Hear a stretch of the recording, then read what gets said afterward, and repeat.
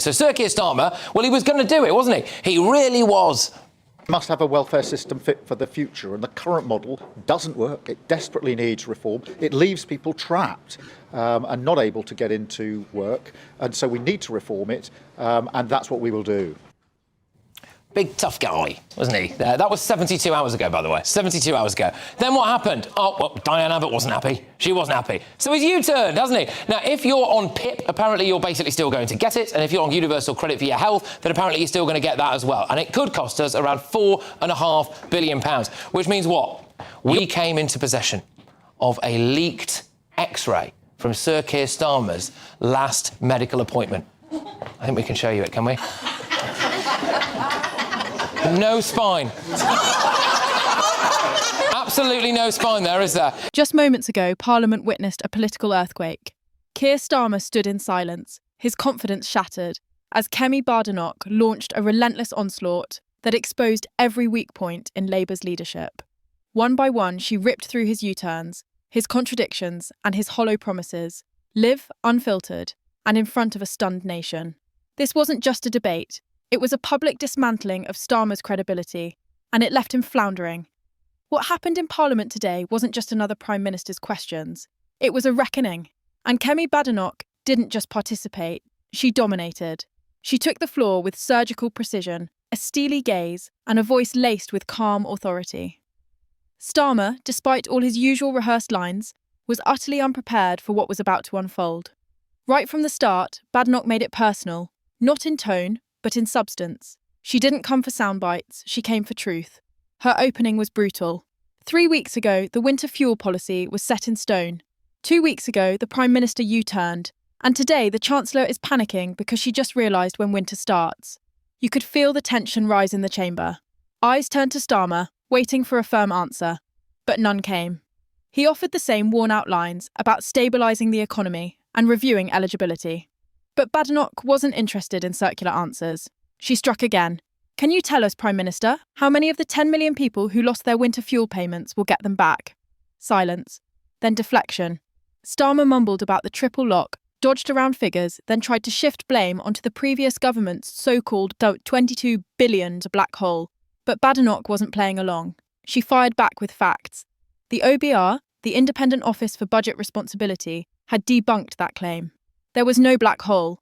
It was just another excuse from a Prime Minister, out of answers and out of time. Then came the crescendo. Badenoch turned up the heat. You took the payments away. You caused panic. Now you're backtracking because even your own backbenchers are rebelling. Will you apologise? Starmer's face tightened. He leaned on scripted phrases, economic stability, long-term recovery, but they fell flat. He was being cornered, and Badenoch wasn't backing off. She moved to the two-child benefit cap, another issue Starmer couldn't clearly answer on. Would it stay? Would it go? His answer, more task forces, more strategies, but no commitment. Badenoch's rebuttal was devastating in its clarity. I didn't ask about your task force. I asked if the two-child benefit cap stays, yes or no. Still no answer, and so the assault continued. One broken promise after another, exposed in real time. A pledge to scrap winter fuel cuts, reversed. A promise to defend disability benefits, broken. A vow not to raise taxes, cast aside. A cap on anomalies in welfare, delayed. Each time, Starmer had shifted, changed direction and blamed others. Badenoch wasn't just pointing out the inconsistencies, she was making a deeper accusation that Labour, under Starmer, was defined not by leadership, but by fear.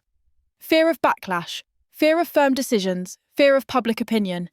You're not leading, she said, you're reacting. Then came the international swerve.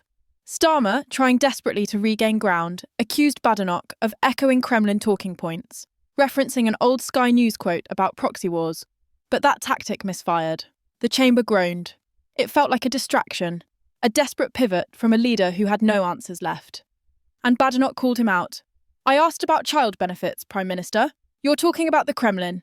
Is this leadership or is this panic? The Tory benches erupted. Labour MPs looked visibly rattled. Starmer's usual composure was cracking, and the attacks kept coming. Badenoch listed every contradiction in Labour's trade policies. Just weeks ago, Starmer boasted about tariff-free steel trade. Now, the same industry faced 25% tariffs unless Britain bowed to President Trump's demands. So who's really calling the shots, Prime Minister? She asked, her voice sharp. Starmer fumbled again. He claimed the UK was the only country avoiding a 50% tax on steel. But again, Badenoch had the receipts. He had opposed deals with India, the US, the EU, and Diego Garcia. Meanwhile, allies like the US and Australia had supported those moves. The comparison was stark. Badenoch showed control, clarity, and confidence. Starmer appeared evasive, cornered, and weak. In her final blow, Badenoch didn't ask for plans. She demanded a promise.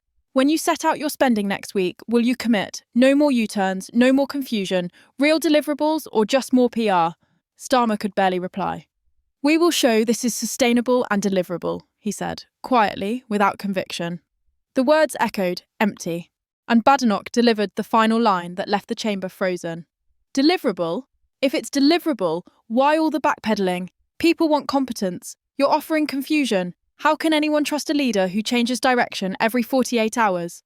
That was it. A silence fell. Starmer looked lost. His usual allies on the Labour benches had nothing to say. And Badenoch? She stood tall, calm, triumphant. Social media exploded almost instantly. Hashtags praising her precision and brutal clarity trended within minutes. Kemi won PMQs became the top post on political feeds. But this wasn't just a win.